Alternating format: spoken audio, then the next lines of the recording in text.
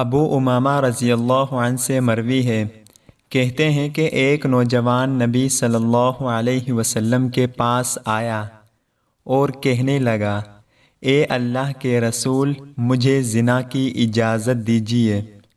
لوگ اس کی طرف متوجہ ہوئے اور اسے برا بھلا کہنے لگے اور کہنے لگے، چپ ہو جاؤ۔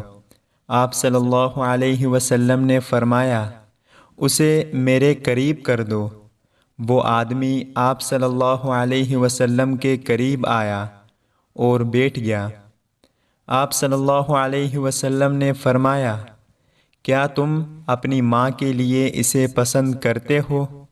اس نے کہا، اللہ کی قسم نہیں، اللہ تعالیٰ مجھے آپ پر قربان کرے۔ آپ صلی اللہ علیہ وسلم نے فرمایا، لوگ بھی اپنی ماؤں کے لیے اسے پسند نہیں کرتے۔ آپ صلی اللہ علیہ وسلم نے فرمایا، کیا تم اپنی بیٹی کے لیے اسے پسند کرتے ہو؟ اس نے کہا، نہیں واللہ، اے اللہ کے رسول، اللہ تعالیٰ مجھے آپ پر قربان کرے۔ آپ صلی اللہ علیہ وسلم نے فرمایا، لوگ بھی اپنی بیٹیوں کے لیے اسے پسند نہیں کرتے۔ پھر فرمایا، کیا تم اپنی بہن کے لیے اسے پسند کرتے ہو؟ اس نے کہا، اللہ کی قسم نہیں، اللہ تعالیٰ مجھے آپ پر قربان کرے۔ آپ صلی اللہ علیہ وسلم نے فرمایا، لوگ بھی اپنی بہنوں کے لیے اس کام کو پسند نہیں کرتے۔ پھر فرمایا، کیا اپنی پھوپھی کے لیے اس کام کو پسند کرتے ہو؟ اس نے کہا، اللہ کی قسم نہیں، اللہ تعالیٰ مجھے آپ پر قربان کرے۔ آپ صلی اللہ علیہ وسلم نے فرمایا، لوگ بھی اپنی پھوپھیوں کے لیے اس کام کو پسند نہیں کرتے۔ کیا تم اپنی خالہ کے لیے اس کام کو پسند کرتے ہو؟ اس نے کہا، اللہ کی قسم نہیں، اللہ مجھے آپ پر قربان کرے۔ آپ صلی اللہ علیہ وسلم نے فرمایا، لوگ بھی اس کام کو اپنی خالاؤں کے لیے پسند نہیں کرتے۔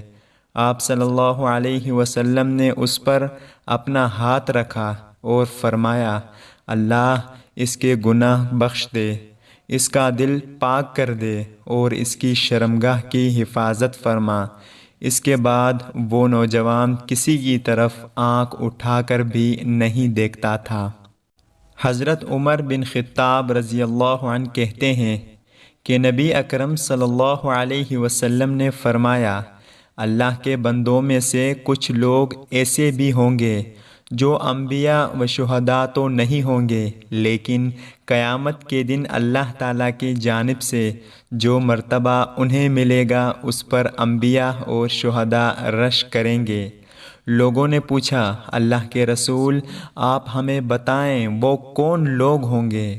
آپ صلی اللہ علیہ وسلم نے فرمایا، وہ ایسے لوگ ہوں گے جن میں آپس میں خونی رشتہ تو نہ ہوگا اور نہ مالی لین دین اور کاروبار ہوگا، لیکن وہ اللہ کی ذات کی خاطر ایک دوسرے سے محبت رکھتے ہوں گے۔ قسم ہے اللہ کی، ان کے چہرے مجسم نور ہوں گے، وہ خود پر نور ہوں گے، انہیں کوئی ڈر نہ ہوگا، جبکہ لوگ ڈر رہے ہوں گے، انہیں کوئی رنج و غم نہ ہوگا، جبکہ لوگ رنجیدہ و غمگین ہوں گے۔ اور آپ صلی اللہ علیہ وسلم نے یہ آیت تلاوت فرمائی۔ ترجمہ: یاد رکھو، اللہ کے دوستوں پر نہ کوئی اندیشہ ہے اور نہ وہ غمگین ہوتے ہیں۔ اللہ تعالی ہم سب کو ان پیاری احادیث پر عمل کرنے کی توفیق عطا فرمائے۔ آمین یا رب العالمین۔ السلام علیکم ورحمۃ اللہ وبرکاتہ۔